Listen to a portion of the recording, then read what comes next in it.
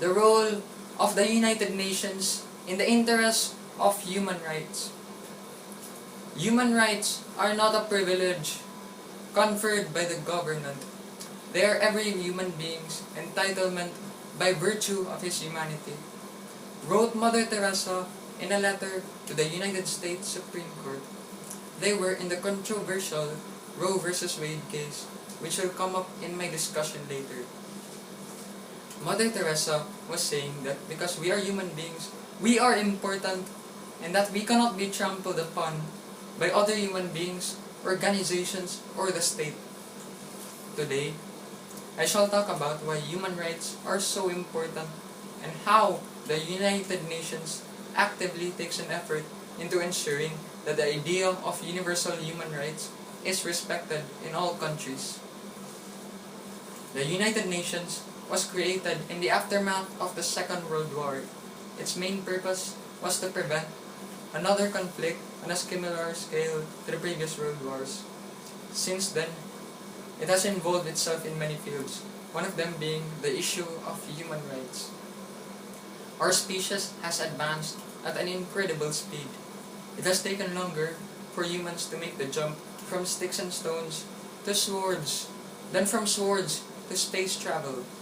However, I cannot say for certainty that our species has truly evolved from a race of advanced primates into something greater, until the day all men treat each other as equals. The age-old issue of human rights is still something very relevant to millions of people in today's world.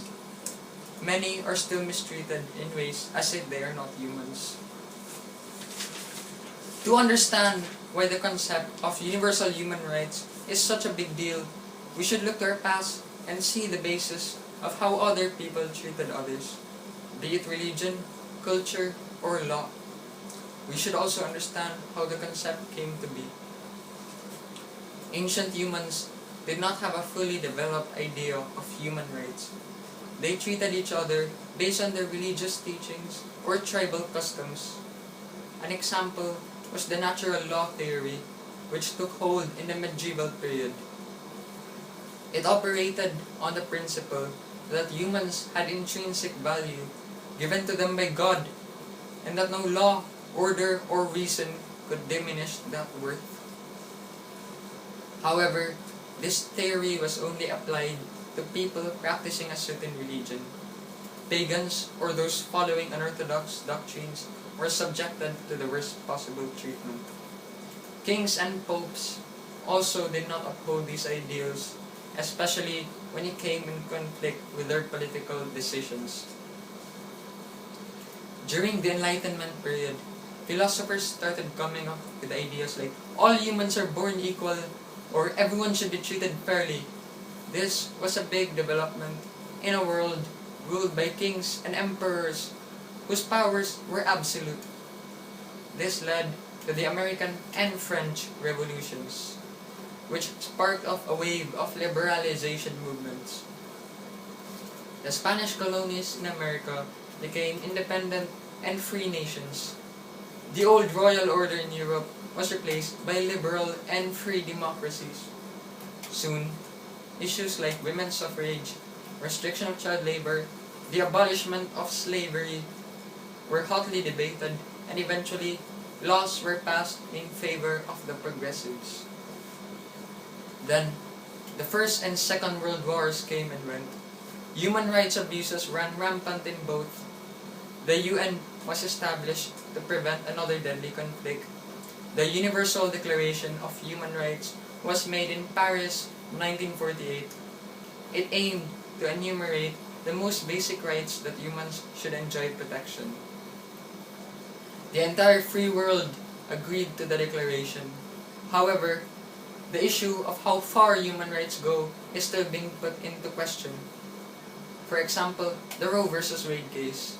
It is an interesting dilemma, as it was an abortion case. Women can do anything they like to their bodies, but what happens when those rights conflict with the life of another human being? The unborn child in this case? There is also a matter of national security. For instance, imagine a terrorist who is interrogated by the police. He admits to planting a bomb in a populated area, but refuses to elaborate. If he was tortured for information, as unethical as it may be, it could make things simpler. That violates his human rights. Then again, we have to take the innocent people in danger into account. Currently, the United Nations has done a great job so far in promoting human rights all over the world. More than 1 billion people have been lifted out of poverty. The living standards all over the world have risen. Yet, not all is right with the world. There are still many cases of human rights abuses in Africa, the Middle East, in Asia, yes, even in our beloved Philippines. To improve the situation, I can propose the following things. The United Nations could take a larger role in supporting the economies of smaller countries, as it could lead to better living standards for the citizens as they have more money. Some nations in the world are also behind in terms of equality for every man and still discriminate against minorities. The UN could take a harsher stance against them by way of economic sanctions or diplomatic complaints. In conclusion, the concept of human rights did not grow until the Enlightenment period. The idea of universal human rights has been accepted in all countries. However, some of those rights conflict with things like religion, culture, or security.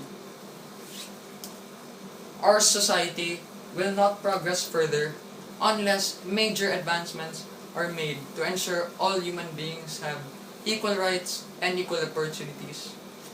To end this speech, I'd like to quote Frederick Douglass, the great abolitionist, who said, "If there is no struggle, there is no progress." Our predecessors have fought long and hard for the freedom and liberty that we take for granted today. Let us take up the torch and fight for a world where future generations can say that all men are equal